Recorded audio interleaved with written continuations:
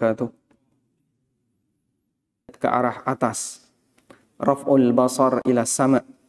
Melihat ke arah atas ketika salat. Hadis dari Jabir bin Samurah radhiyallahu anhu. Beliau meriwayatkan bahwa Rasulullah sallallahu alaihi wasallam bersabda, "La yantahiyanna aqwamun yarfa'una absarahum ila as-sama'i fi shalah aw la tarji'u ilaihim." Rawahu Muslim.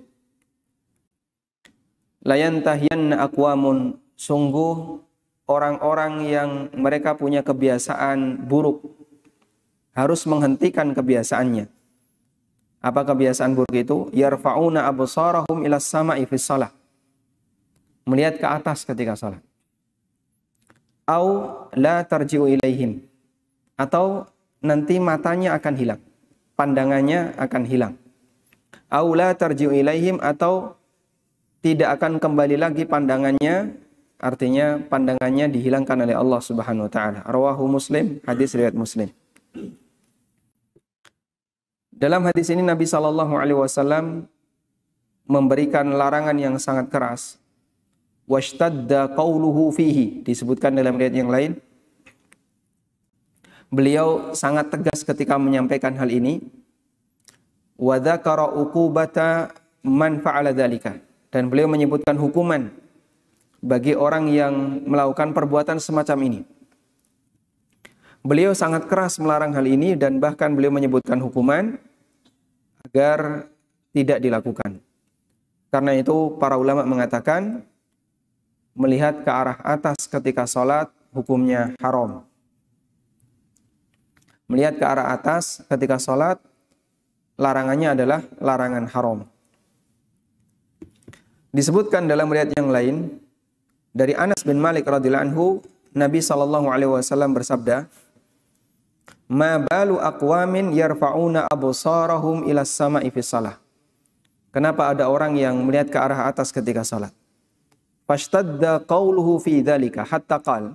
Nabi sallallahu alaihi wasallam sangat keras ketika menyampaikan hal ini sampai beliau memberikan ancaman, la yantahiyanna an dzalik au la tukhattafanna absaruhum. Mereka hentikan perbuatan itu, atau kalau tidak pandangannya akan disambar. Artinya Allah akan memberikan hukuman dalam bentuk Allah hilangkan penglihatannya. Baik. Sekarang kita akan lihat bagaimana pandangan ulama, keterangan ulama terkait hadis ini. Jumhur ulama mengatakan larangan ini sifatnya haram, tapi tidak membatalkan salat. Sehingga kalau ada orang yang melakukannya, maka dia berdosa. Ini pendapat jumhur. Sementara pendapat Ibnu Hazm Adz-Dzahiri, salah satu tokoh mazhab Dzahiriyah. Beliau bukan pencetus mazhab Dzahiriyah, tapi beliau salah satu tokoh besar mazhab Dzahiriyah. Kalau pencetus mazhab Dzahiriyah adalah Abu Dawud Adz-Dzahiri. Beliau mengatakan bahwa orang yang melihat ke arah atas ketika salat, batalat salatuhu, salatnya batal. Berdasarkan kaidah dalam usul fikih, an-nahyu yaqtadil fasad. Kalau ada larangan, maka menunjukkan perbuatan itu batal. Sehingga ketika kita dilarang untuk melihat ke arah atas waktu salat, maka jika kita lakukan itu ketika salat, menyebabkan salat kita batal. Namun pendapat yang rajih dalam masalah ini adalah pendapat jumhur. Sementara kaidah yang dipakai oleh Ibnu Hazm dalam hal ini kurang tepat. Ada banyak larangan yang dilarang oleh Nabi SAW ketika salat. Seperti tidak boleh meniru turunnya onta ketika turun sujud. Tidak boleh, apalagi, duduk seperti duduknya setan. Tidak boleh sujud seperti anjing ketika duduk, yaitu meletakkan siku di lantai. Makanya ketika sujud, kita harus mengangkat siku. Sekalipun jadi makmum, rapat kanan kiri ada banyak makmum, tapi siku harus tetap diangkat. Karena kalau siku diletakkan di lantai, Nabi SAW melarang hal ini. Wala taftarish iftirashal kalbi. Janganlah kamu membentangkan tanganmu sebagaimana kayak layaknya anjing.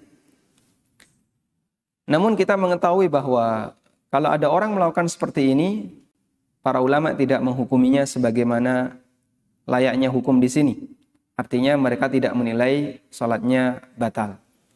Sehingga yang lebih tepat, larangan di sini semakna sebagaimana larangan di sana, bahwa pelakunya telah melakukan kesalahan dan dia berdosa, namun tidak sampai menyebabkan salatnya batal.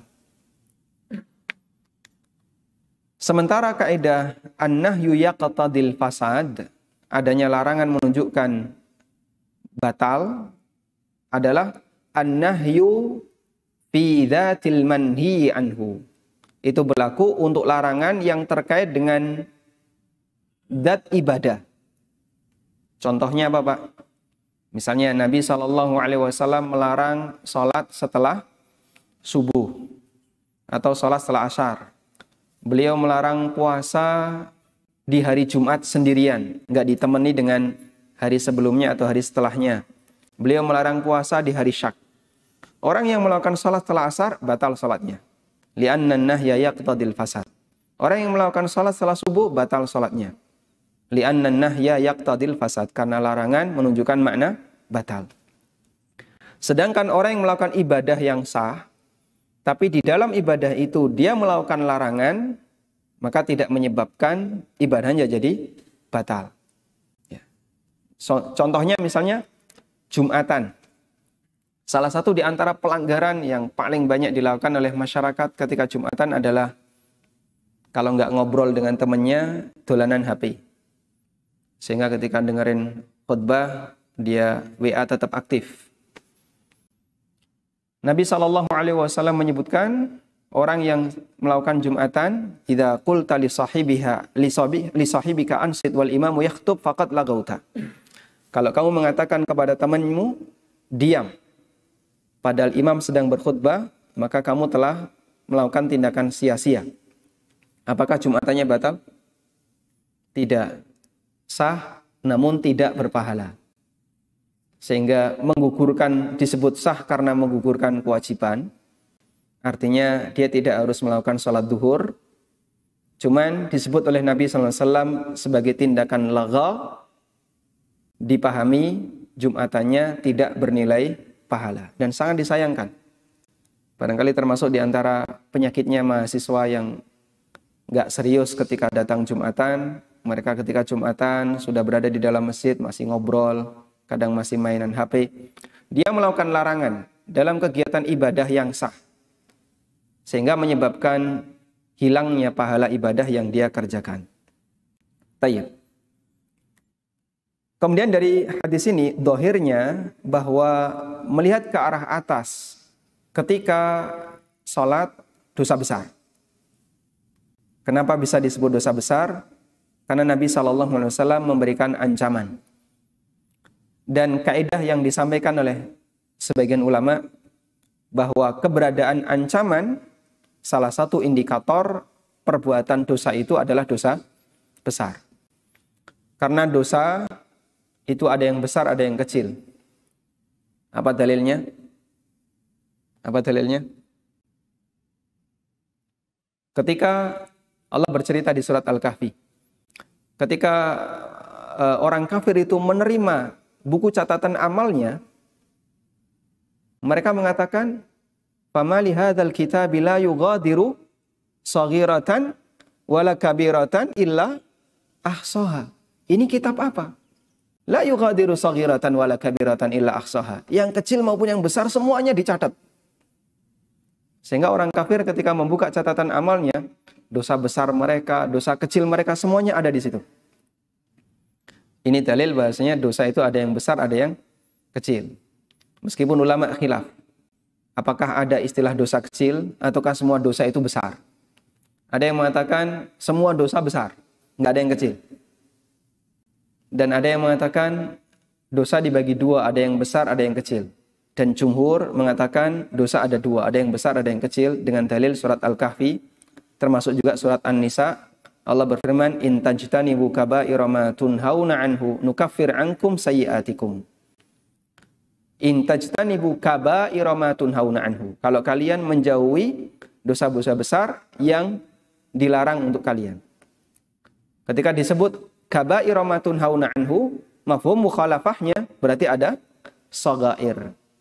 Ketika disebut ada kaba'ir, ada dosa besar, mafhum mukhalafahnya, kesimpulan sebaliknya berarti di situ ada as-shaghair, dosa-dosa kecil.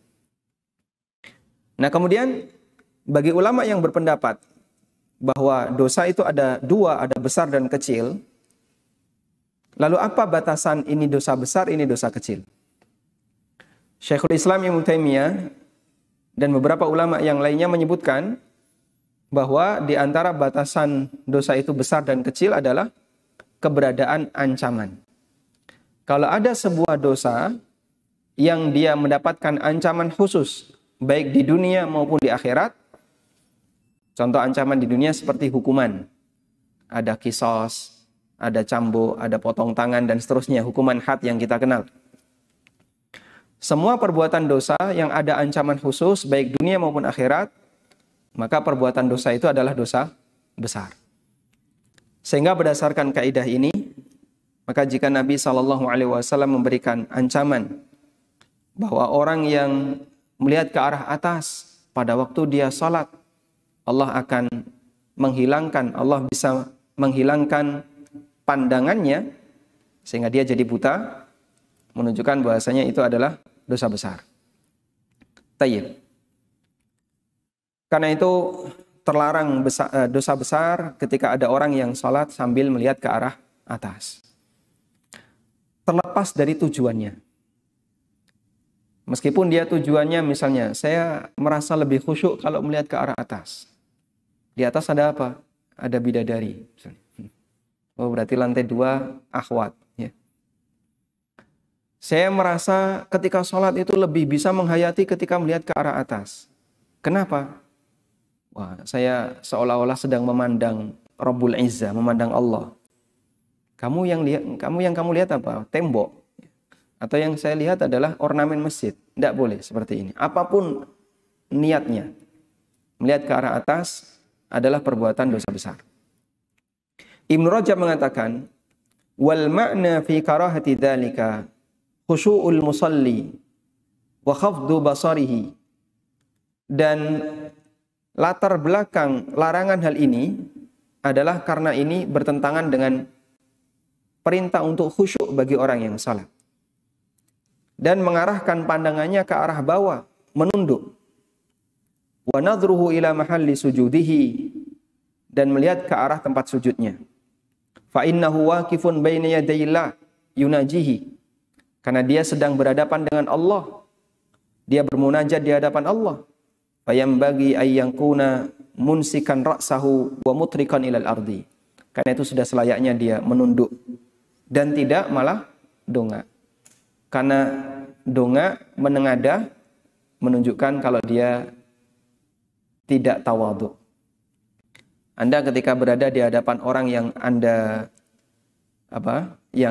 hormati, pasti ketika kita menghadap, kita akan nunduk. Kita nggak berani dongak gini, nggak berani. Ya.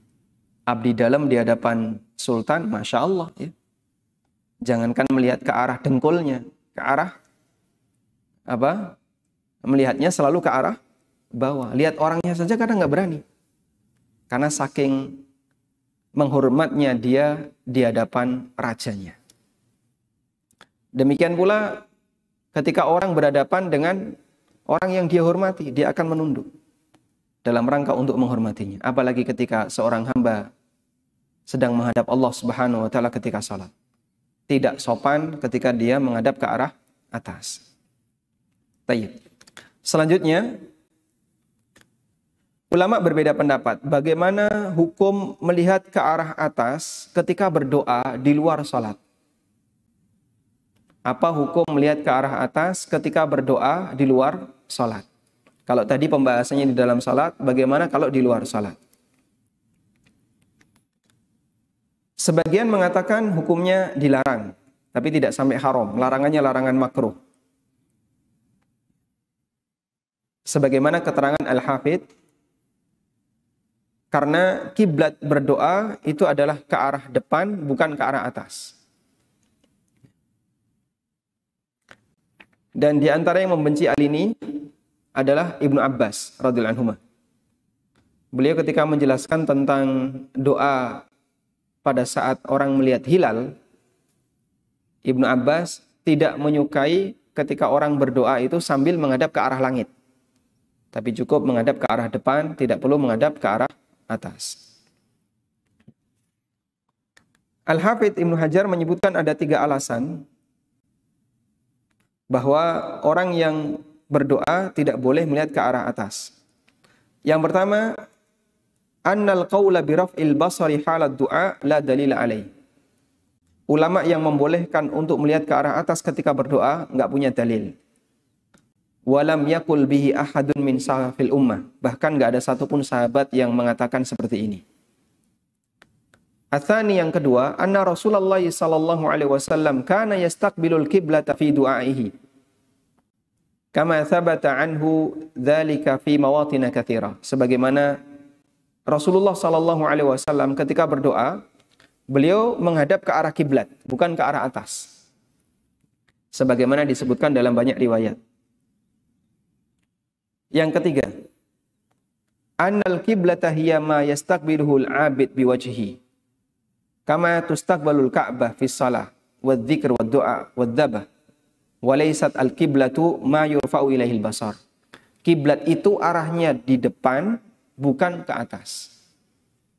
Sehingga orang menghadap ke arah Ka'bah itu menghadap ke arah depan, bukan menghadap ke arah atas. Tayyib. Sehingga dengan 3 alasan ini, maka para ulama mengatakan makruh hukumnya untuk menghadap ke arah atas ketika berdoa. Dan ini kita berbicara untuk di luar salat. Kalau di dalam salat tadi statusnya dosa besar. Kalau di luar salat, sebagian ulama menilai itu hukumnya makruh. Kemudian ada juga yang mengatakan diperbolehkan untuk berdoa ke arah atas. Dan ini adalah pendapat sebagian al-muhaqqiqun, sebagian ulama ahli tahqiq. Karena tujuan berdoa menghadap ke arah atas adalah mimba bi ta'alluqil qalbi bi uluwillah. Sebagai isyarat bahwa hatinya sang hamba itu sedang menghadap ke arah Allah yang berada di atas. Dan Nabi SAW pernah rafa'a ra'sahu ila sama'i wa da'a. Beliau menghadap ke arah atas dan beliau berdoa. Sebagaimana yang disebutkan dalam riwayat ketika Nabi SAW memohon kepada Allah agar arah kiblat itu dipindah. Beliau sering melihat ke arah atas. Allah berfirman di juz 2, qad nara taqalluba wajhika fis sama falanwalliyannaka qiblatan tardhaha. Aku telah melihat taqalluba wajhika fis sama. Kamu sering melihat ke arah atas. Sehingga Nabi SAW pernah berdoa dan beliau melihat ke arah atas. Dan rajih wallahu alam, pendapat yang lebih kuat dalam masalah ini adalah untuk berdoa melihat ke arah atas hukumnya diperbolehkan dengan syarat di luar salat. Kalau di dalam salat tidak boleh. Sehingga kalau orang sedang berdoa kunut yang itu di dalam salat, maka tidak boleh melihat ke arah atas karena di dalam salat. Kalau di luar salat, pendapat yang lebih kuat hukumnya diperbolehkan melihat ke arah atas.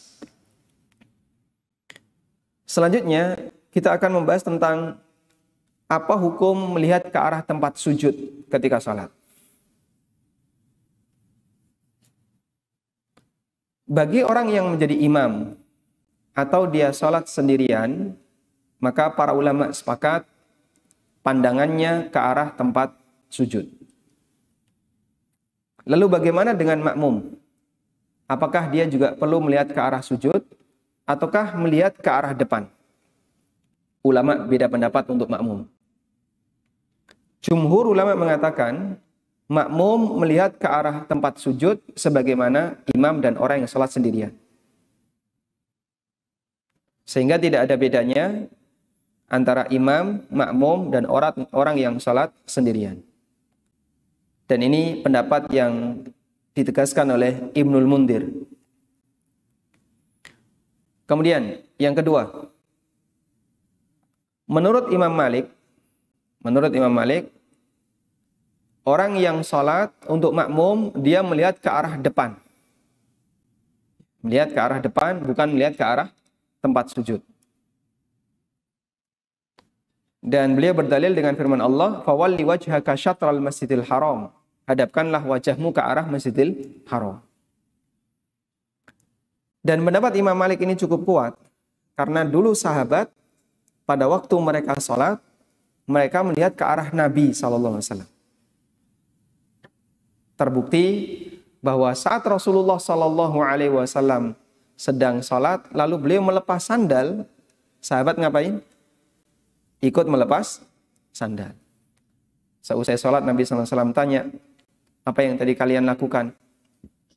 Lalu mereka mengatakan, ya Rasulullah, kami melihat Anda melepas sandal, maka kami pun ikut-ikutan melepas sandal. Kemudian Nabi SAW menyampaikan alasannya. Dan alasan beliau melepas sandal adalah karena baru saja Jibril membisikkan kepada beliau, di sandal Nabi SAW ada apa? Ada najis. Akhirnya dilepas oleh Rasulullah SAW. Sahabat mengira ada tata cara sholat baru, di mana tidak boleh pakai sandal. Akhirnya mereka pun melepas sandal. Dalil yang kedua, Rasulullah SAW pernah sholat di atas mimbar. Dan mimbar Nabi SAW beda seperti mimbar yang ada di masjid ini. Mimbar beliau SAW adalah tangga undak 3 yang mengarah ke arah makmum. Sehingga tangganya bukan dari arah kiblat, tapi arah berlawanan dengan kiblat.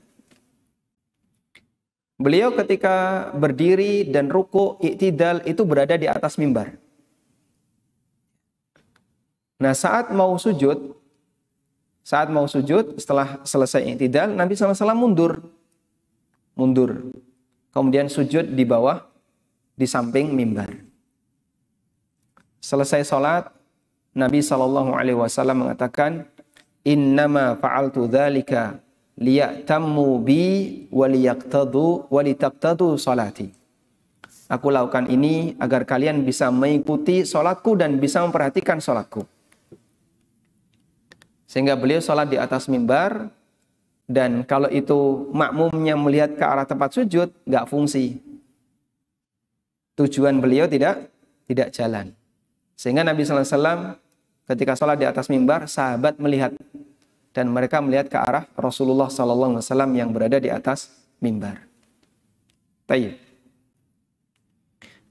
Karena itu, berdasarkan hal ini, maka diperbolehkan bagi makmum ketika sholat melihat ke arah depan atau ke arah imam. Karena mereka diperintahkan untuk mengikuti imam. Sementara makmum belakangnya yang dia tidak bisa melihat imam, maka dia melihat ke makmum depannya. Dan disinilah fungsi komando itu akan jalan. Sehingga kalau misalnya begini ya, imam melakukan sujud tilawah. Di tengah dia berdiri membaca surat, tiba-tiba sujud. Bagi makmum yang tidak tahu apa yang dilakukan oleh imam, maka dia melihat depannya. Loh, depan saya kok sujud? Depannya lihat depannya lagi. Dia taunya dari mana? Yang paling depan sujud. Yang paling depan lihat imam. Sehingga mereka sujud tilawah semuanya. Andaikan mereka tidak melihat, maka bisa jadi ada yang ruku, ada yang kemudian tidak sujud, ada yang bingung, dan seterusnya. Sehingga dengan adanya melihat ke arah depan, diperbolehkannya bagi makmum melihat ke arah depan, maka fungsi mengikuti imam itu bisa jalan. Nah, terus bagaimana dengan jamaah wanita yang sholat di balik tabir, sehingga mereka tidak melihat ke arah imam? Ya. Sementara misalnya jamaah ibu-ibu nggak ngerti kalau di sini adalah posisinya ayat sajdah. Tayyib.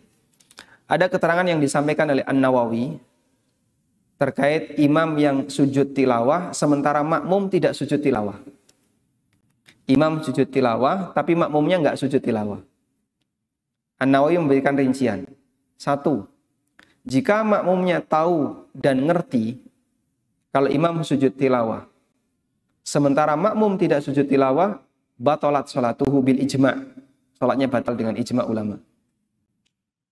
Kenapa? Li mukhalafatihil imam. Karena makmum ini tidak mengikuti gerakan imam. Sehingga dia sholat, tahu yang dibaca ini ayat sajdah, dan dia melihat imamnya sujud, dan dia tahu imamnya sujud. Tapi dia nggak sujud. Malah subhanallah, subhanallah. Malah ngingatin imam. Maka sholatnya makmum batal. Baik. Yang kedua,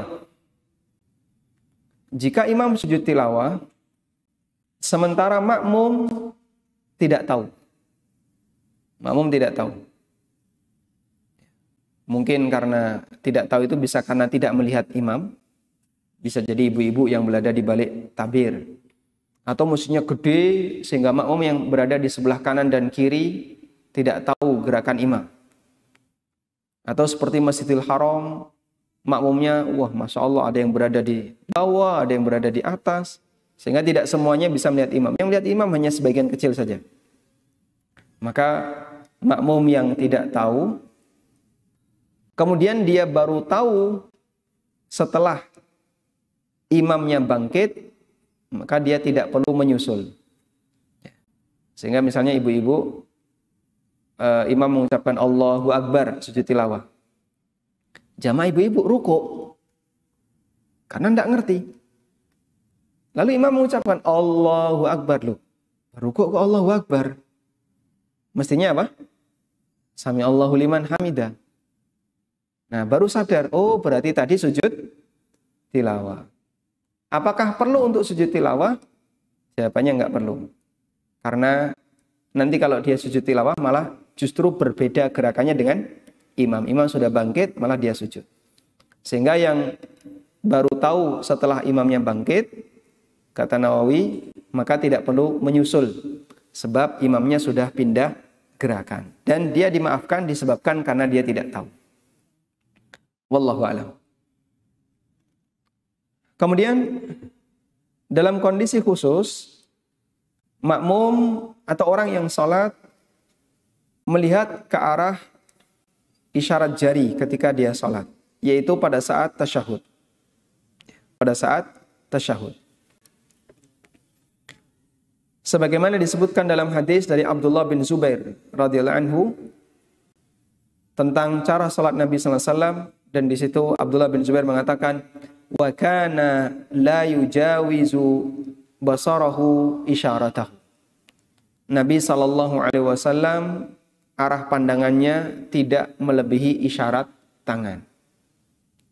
Berarti ketika tasyahud, arah pandangan menuju ke isyarat tangan. Khusus ketika tasyahud. Sedangkan duduk yang lain seperti duduk istirahat atau duduk di antara dua sujud, maka arah pandangan tetap ke arah tempat sujud.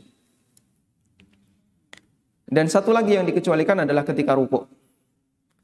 Karena ketika rukuk, orang yang sholat dituntut agar kepalanya tidak melebihi punggung, sehingga lurus dengan punggung.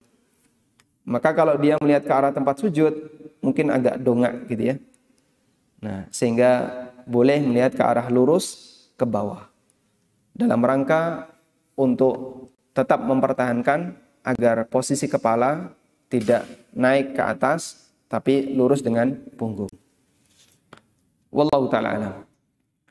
Jamaah yang dimuliakan Allah, kita bisa perhatikan di sini ya, bahwa arah pandangan dalam salat itu diatur dengan baik. Karena salah satu di antara faktor terbesar orang itu bisa khusyuk adalah masalah penglihatan. Dua indera yang mempengaruhi pikiran manusia, mata dan pendengaran. Penglihatan dan pendengaran. Sehingga ketika ini dibuat fokus dengan hal tertentu, itu akan bisa mempengaruhi kekhusyuannya. Sehingga pandangan diarahkan ke arah tempat sujud. Dan kemarin sudah kita bahas, dianjurkan bagi kita untuk mencari sajadah atau tempat sujud yang bersih dari aneka gambar, batik, lurik, atau aneka corak yang lainnya, agar bisa lebih fokus. Dan makruh menggunakan sajadah yang ramai. Kenapa? Bisa ganggu konsentrasi. Kemudian pendengaran juga seperti itu. Kita mendengarkan bacaan imam untuk sholat jahriyah. Kalau sholat sir, maka kita merenungkan apa yang kita baca. Allah Subhanahu wa taala berfirman, "Wal alladzina hum fi salatihim khashi'un." Orang-orang yang khusyuk dalam salatnya. Ketika ayat ini turun dalam sebuah riwayat yang mursal dari Ibnu Sirin, Atha bin Abi Rabah dan yang lainnya, anna ashaba Rasulillahi sallallahu alaihi wasallam kanu yarfa'una absarahum ila as-sama'i fi shalah. Dulu sahabat itu ketika sholat, kadang mereka dongak. Mereka melihat ke arah atas. Lalu turun firman Allah, alladzina hum fi salatihim khashi'un, khafadu absarahum ila maudhi'i sujudihim. Mereka pun langsung nunduk ketika sholat. Dan mereka arahkan pandangannya ke arah tempat sujud. Wallahu ta'ala alam. Ini pelajaran yang bisa kita ambil dari satu hadis yang dibawakan oleh Jabir bin Samurah radhiyallahu anhu tentang masalah arah pandangan ketika sholat. Wallahu a'lam. Pas jam 1. Nah, Assalamualaikum. Ustaz Muhammad itu suatu kali Rasulullah SAW sholat, sementara cucunya naik ke badannya. Apakah cucu Rasulullah SAW itu berdasar penjelasan dari tentang ini juga termasuk terus? Nah, ketika Nabi SAW sholat dan beliau membawa cucu beliau, apakah ini dalil bolehnya membawa sesuatu yang mengganggu kekhusyuan? Membawa sesuatu yang mengganggu kekhusyuan tanpa sebab jelas itu pada asalnya apa? Dilarang. Terus bagaimana dengan Nabi SAW sholat kemudian dinaiki oleh cucu-cucunya? Cucunya pertama, ini adalah perbuatan anak-anak. Dan perbuatan anak-anak tidak diperhitungkan. Satu ya. Yang kedua, Rasulullah SAW sholat dengan membawa cucu beliau untuk menunjukkan dalil bolehnya sholat dengan membawa anak kecil. Yang ketiga, adanya gangguan ketika sholat pada waktu itu sifatnya qadiyatul ain. Apa itu yang dimaksud qadiyatul ain? Kejadian insidental. Artinya tidak disuasanakan secara rutin. Apakah Nabi SAW rutin bawa cucu beliau ketika sholat? Tidak. Itu hanya sifatnya insidental dan sesekali. Dan kejadian yang sifatnya qadiyatul ain atau waqa'atul ain la dalila lahu. Kejadian yang sifatnya tidak direncanakan, tidak bisa dijadikan sebagai dalil. Contohnya seperti ini ya. Nabi SAW ketika Jumatan, jumlah makmum ketika Jumatan yang pertama beliau lakukan, menurut sebagian riwayat ada yang menyebutkan 12, sebagian riwayat menyebutkan 40. Baik. Lalu apakah itu bisa dijadikan sebagai acuan? Berarti Jumatan minimal adalah yang jumlah jamaahnya 40. Kalau kurang dari 40, nggak sah Jumatannya. Pendapat yang lebih kuat tidak. Kenapa? Karena 40 itu tidak direncanakan. Sehingga beliau tidak kemudian buat woro-woro pengumuman. Ayo kumpul 40 orang. Baru kita laksanakan Jumatan. Kalau kurang dari itu nggak jadi Jumatan. Bukan demikian. Namun saat beliau melaksanakan Jumatan, yang ikut ketika itu 40. Ya, yang ikut ketika itu ada 40 orang. Tayyib. Dan itu sifatnya waqa'atul ain. Kejadian yang tidak direncana. Nah, kalau kejadian itu tidak direncana, maka tidak bisa dijadikan sebagai acuan dalil. Karena kalau seperti itu, nanti akan ada banyak sekali kasus yang itu jadi batasan syariat. Padahal itu tidak direncana dari awal.